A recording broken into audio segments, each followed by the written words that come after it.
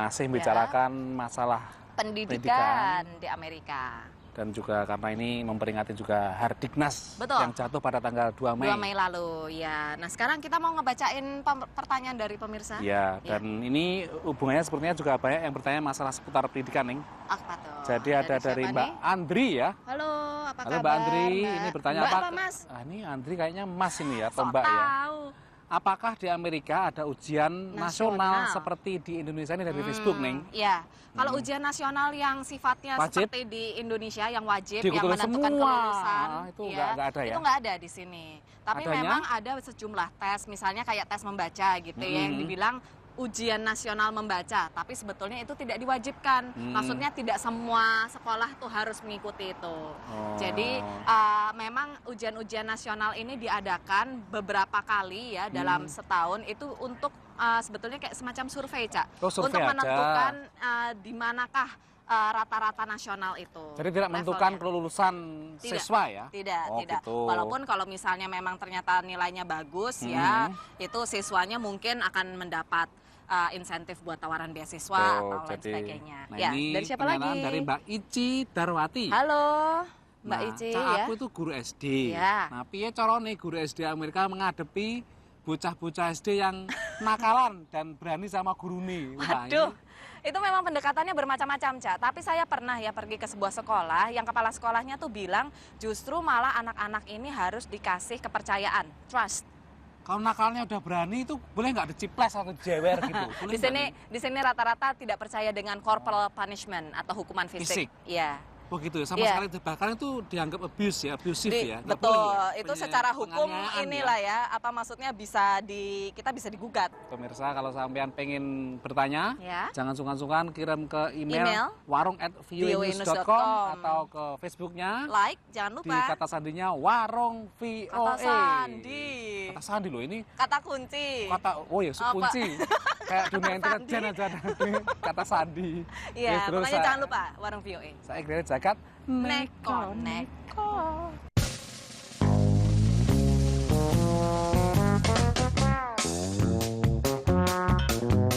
Kebun binatang Acadiana di California akan mantu, dulur. Calon temantenya adalah 2 ekor jerapah yang sudah cukup lama menyendiri.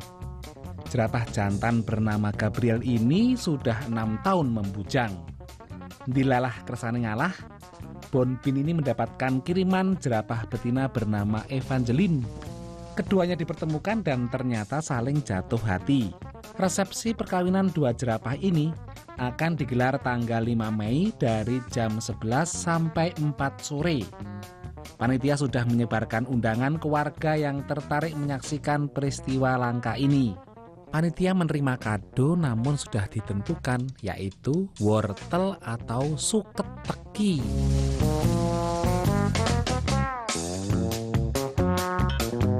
Warga Tulsa, Oklahoma geger gara-gara beredar foto 2 cewek berdandan seksi yang berpose di depan mobil polisi. Kepala kepolisian setempat mengaku bahwa ia tidak pernah memerintahkan anak buahnya untuk mengizinkan 2 cewek ini berfoto seksi di depan mobil polisi. Namun begitu pihaknya sedang menyelidiki apakah ini melanggar etika kepolisian atau tidak. Yang jelas, tidak semua warga menyoal foto tersebut. Bahkan sebagian melihat foto seperti ini bisa membantu melembutkan citra polisi yang sering dianggap angker dan galak. Lah iso terlena iki rek. Semua orang tahu Pangeran Harry dari Inggris beberapa kali dikirim ke medan perang di Afghanistan. Namun kadang ia juga harus menghadiri acara yang menuntut kelembutan. Seperti saat ia membuka rumah sakit cedera otak di London baru-baru ini. Ia ternyata tertarik untuk melepas dan memasang popok bayi yang menempel di boneka.